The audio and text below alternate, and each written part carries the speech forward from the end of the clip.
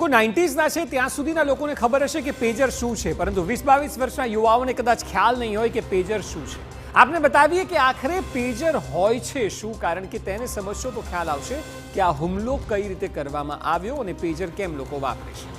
તો આપને જે 90sના દશકમાં સૌથી વધારે ભારતમાં વપરાતા હતા પેજર, અનેક લોકોના પાસે હતા, જે નાની સાઇઝમાં આવે છે. પેજર એક વાયરલેસ ડિવાઇસ હોય છે, તેમાં કોઈ વાયર નથી હોતો, જસ્ટ લાઇક મોબાઈલને પણ આપ કેરી કરી શકો છો સાથે. તે જ રીતે આપ પેજરને પણ વાયરલેસ ડિવાઇસ હોવાને કારણે કેરી કરી શકો છો.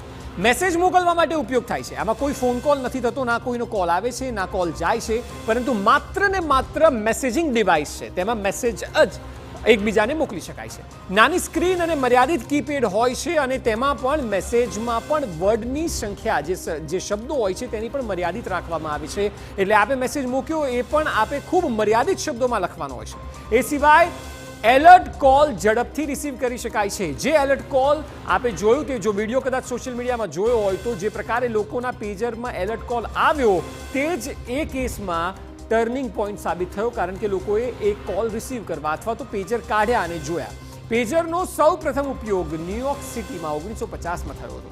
એટલે આ વિચાર કરો કે આજથી 84 વર્ષ પહેલા તેનો ઉપયોગ થયો હતો. 74 વર્ષ પહેલા તેનો ઉપયોગ થયો હતો. બે પ્રકારના મેસેજ અહીં મોકલી શકાય છે, કારણ કે પેજરનો ઉપયોગ હવે દુનિયામાં એટલો નથી થતો, પરંતુ હિઝબુલ્લાહના લોકો એટલા માટે કરે છે કારણ કે મોસાદ હોય કે કોઈ પણ એજન્સી પેજરને ટ્રેસ નથી કરી શકતી. જે મોબાઈલમાં હંમેશા સંભાવનાઓ રહે છે કે ગમે તેવી સુવિધાઓ હોય અથવા ટેકનોલોજી હોય, પરંતુ ઇઝરાયલના હેકર્સ તેને હેક કરી શકે છે, અને એટલા માટે જ પેજરનો ઉપયોગ થયો હતો. સુરક્ષા એજન્સી જ્યારે સરળતાથી તેને શોધી ન શકે ત્યારે આતંકવાદીઓ પોતાના મેસેજ એકબીજાને કન્વે કરવા માટે તેનો ઉપયોગ કરતા હોય છે. વોઇસ મેસેજ અને આલ્ફા ન્યુમેરિક મેસેજ, એટલે કે આ વોઇસ મેસેજની સાથે ટાઈપિંગવાળો મેસેજ પણ જે મોબાઈલમાં આપ કરો છો તે પેજરમાં કરી શકો છો. મેસેજ મોકલવા માટે રેડિયો તરંગોનો ઉપયોગ થાય છે.